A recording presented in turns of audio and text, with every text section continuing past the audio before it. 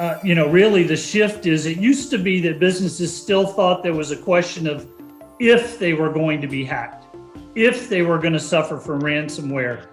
And I think what cyber resilience and overall resilience has done is said, look, the question isn't if, it's when. And to what degree will you have the ability to respond, to recover, and to learn and evolve from what's most likely going to be a guarantee of some negative adverse event. Welcome to the Reimagining Cyber podcast, where we share short and to the point perspectives on the cyber landscape. It's all about engaging yet casual conversations on what organizations are doing to reimagine their cyber programs while ensuring their business objectives are top priority. With my co-host, Stan Wisseman, Head of Security Strategist, I'm Rob Aragao, Chief Security Strategist, and this is Reimagining Cyber.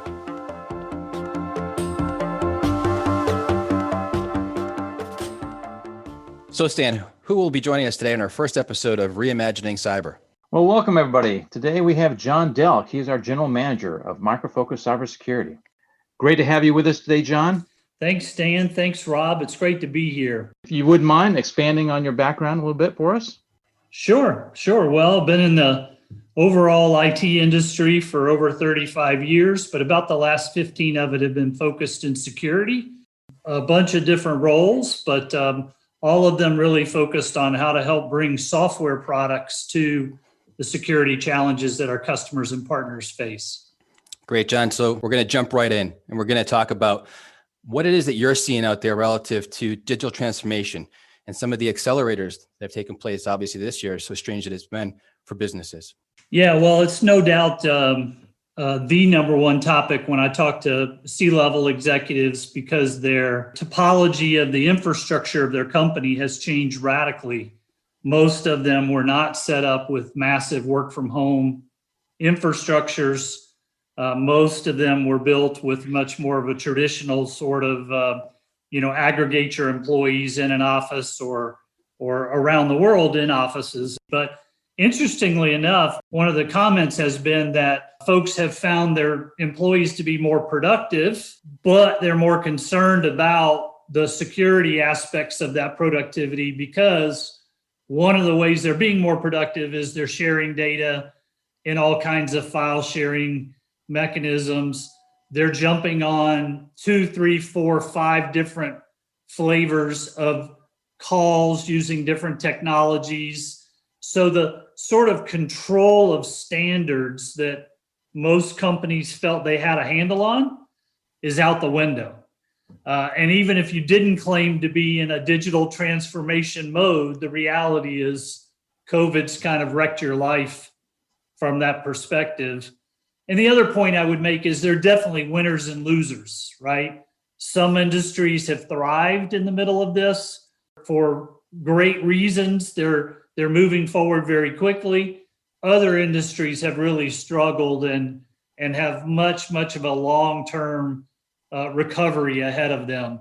And so I think you have to take that context into what's the vertical that is going to win, if you will, versus the ones that are going to struggle. Those are the two big observations that I've had as I've interacted with executives over the last few months. And security teams certainly have had to scramble and pivot. They may have had a completely different set of objectives for the beginning of the year, and then March hit, and then they had to readjust to this global remote workforce and all the transformations their business had to go through. What are you seeing as far as some of the specific challenges that these security organizations are facing, and how are they adapting to that?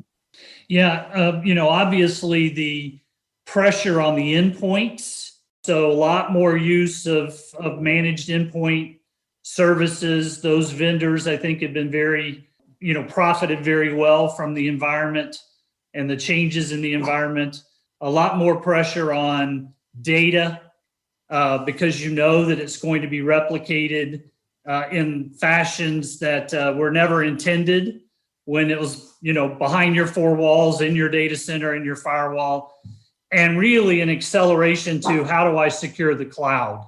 Those would be the trends that I I would highlight that I think security professionals knew they were coming, but they have absolutely taken on a new dynamic as a result of the pandemic and the change in the infrastructure. The business has put the pedal to the metal on these transformations, especially to the cloud, right?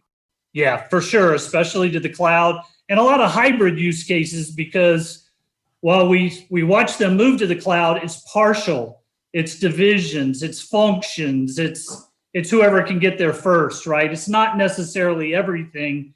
And therefore, I think you do see a lot of hybrid use cases out there. And I think that's interesting, John. When you look at it, right, there has been a lot of that kind of segmentation of what goes to the cloud first, and organizations have been almost forced to make that pivot. The other main theme that we're hearing a lot about, a lot of these conversations out there are around the business and enterprise resilience aspect of what they need to take into consideration. And businesses for quite some time have really been obviously looking at that as kind of the traditional operational cadence and what they have to pay attention to. But now that kind of focus has shifted to put a cyber lens on that, and cyber resilience is a key discussion topic. What are you seeing in there? What's your perspective to share there? Really the shift is, it used to be that businesses still thought there was a question of if they were going to be hacked, if they were going to suffer from ransomware.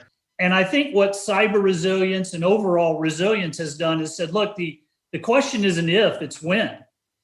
And to what degree will you have the ability to respond, to recover, and to learn and evolve from what's most likely going to be a guarantee of some sort of negative adverse event. And we've been talking about business continuity for a long time. The ad here is in cyber resilience, where you literally say, I can utilize the tools to protect and detect and the things that I've been investing in to help me respond more quickly and recover more quickly from that negative event. Because at the end of the day, the goal is to continue to deliver the business outcome, that your enterprise is set up to do, not to be taken backwards or to be down for 3 months or, some of the other things that we've seen happen. And there's no doubt that the increase of surface area, the increase of the opportunity for the attack leads security professionals now to believe more than ever that cyber resilience is something they need to focus on. So it's not if, it's when, and then it's how you recover from that. I think it's been the big shift that's added that cyber resilience to the equation. But John, you're not saying the decades we've spent on cybersecurity frameworks and what we've done in that space is something we jettison. You're just indicating that our mindset has to change, that we will be attacked and we need to be able to withstand and continue to operate in the reality of that threat line. I would go stronger that you have to have that foundation that we've been putting in around, threat, protection, detection, response, the various pieces to the puzzle that come along with working in a NIST framework or being able to implement the, MITRE ATT&CK. Those are absolutely foundational. But I think what's changed is you have to start asking yourself the use cases around, once the attack is surfaced, once the bad guy's inside, now what am I going to do to make sure my company is going to be able to continue to deliver the critical business services, not lose data that, would bring me to my knees or put me at a disadvantage. And those more sophisticated use cases lay on top of all the decades and hours and months and years of sweat and labor that got put into putting in the cybersecurity foundation in the first place. The other point I would make is regulatory environments are very different per vertical. And that then leads you to a question of, well, what is really the risk of an attack depending on my vertical, right? Quite different in healthcare than, let's say, in manufacturing. So those aspects build again on that foundational layer, but add new use cases to how I think about being resilient. Right. And I think that's an interesting perspective, John, where we talk about that kind of not legacy, but the way of thinking from a cybersecurity point of view, the new way of thinking or evolving into the cyber resiliency aspect, right? And changing that kind of mindset and culture. Over the top of it, I still look at it as really, again, the cyber risk aspect, right? Those things are all part of that. And so you mentioned it operationally, right? The business functions, it's number one, highest priority. That can't go down, right? Or it needs to be minimized at best. And so when you look at now, as Stan was talking about, that cybersecurity and how this kind of evolution to cyber resiliency, what are you seeing as the key differences and kind of also more importantly, the intersecting points between the two? In some ways it's nuanced, and in some ways I think it's just changing the mindset to looking at the aftermath of the ransomware or the aftermath of a rogue account or the aftermath of whatever scenario you're thinking about, and asking some critical questions around how am I securing my identities, my applications, and my data in a way that even if those things happen, I'm going to be able to recover quickly. I know that I've got, for example, the ability to manage both on-prem and cloud use cases. I haven't structured my environment, so I've got separate tools per deployment model, which then means that if I do suffer an attack, I've got different risk profiles. All of these things, the foundation of cybersecurity has to be there, but now you're sort of asking the question from a different end state, which is I have been attacked. I'm now in recovery mode. What does that look like? How do I get access to the anomalies that occurred that caused that to happen, so I know what to lock down, what not to lock down? Those sorts of questions, I think, are more at the resilience level, as opposed to traditionally, we spent a lot more time just saying, we'll figure out how to stop it. We won't let it happen in the first place. Now we're moving to, it's going to happen. What's that process to manage, limit, control, and come out the other side in a more resilient fashion? Hey, John, pulling on that thread of the threat context, if you look at the trends of data exfiltration, that has continued to grow. We had 1,400 data breaches in the United States alone last year.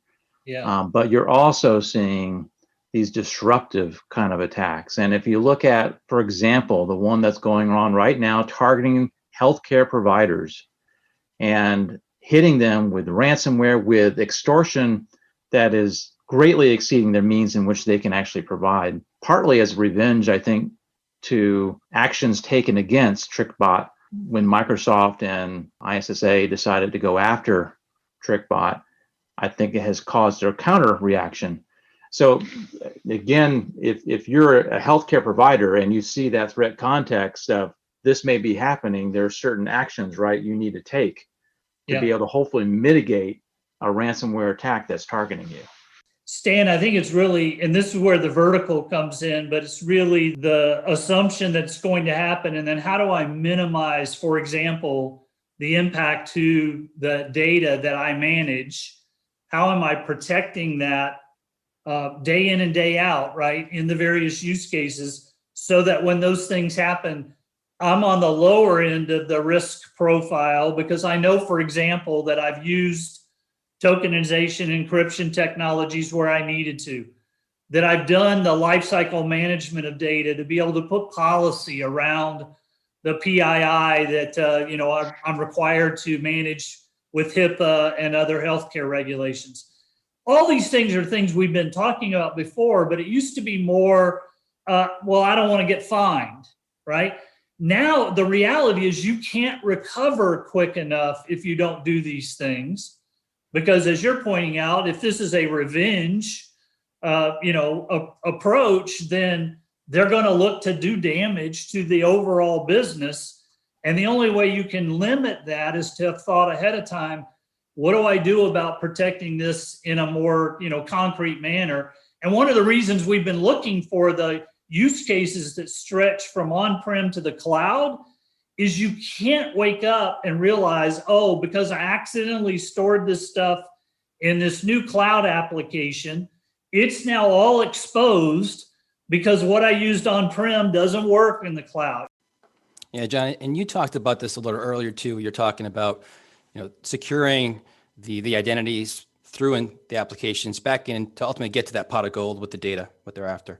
What are you seeing out there, though, as some key areas of focus from a technology perspective that's really helping organizations to do things better moving forward with this whole theme of cyber resiliency?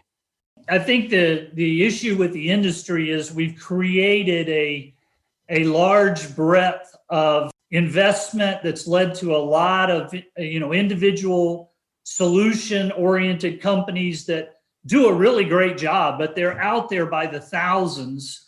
And one of the things I think that the industry is asking is, what about my use cases that stretch across identities, applications, and data? Where am I going to find the intelligence and the context to make the kinds of decisions that need to be made in near real time? So, we started with supervised machine learning a while back, and we built a bunch of rules, and that worked for a while. But with IoT and 5G and the proliferation of data, that won't work anymore. You have to move to unsupervised machine learning. You have to move to anomaly detection at scale. And so the technologies that we see coming to play are, how do I take that AI ML and go into the more complex use cases and add value by delivering something that can be actionable, at the moment that a human needs it?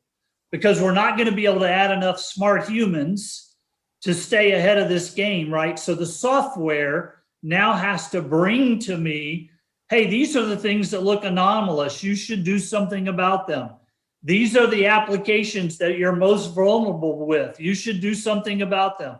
This is the data that you should be protecting the most.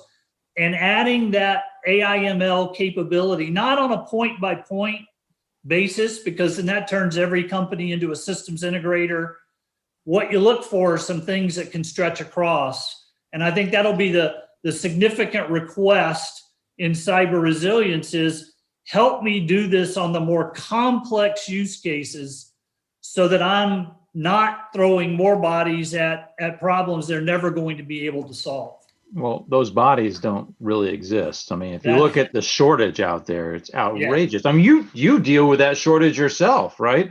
And so I guess one of the questions I have is, do you see more folks taking that risk of automating and orchestrating actions that don't require a human in the loop, or keep the human in the loop for some of them and recognize that there's a low-hanging fruit that you can just go ahead and, put that potentially contaminated, infected endpoint into your jail, you're segregating it off from your network? Do you see organizations willing to go that way and take advantage of some of these capabilities out there that allow you to automate?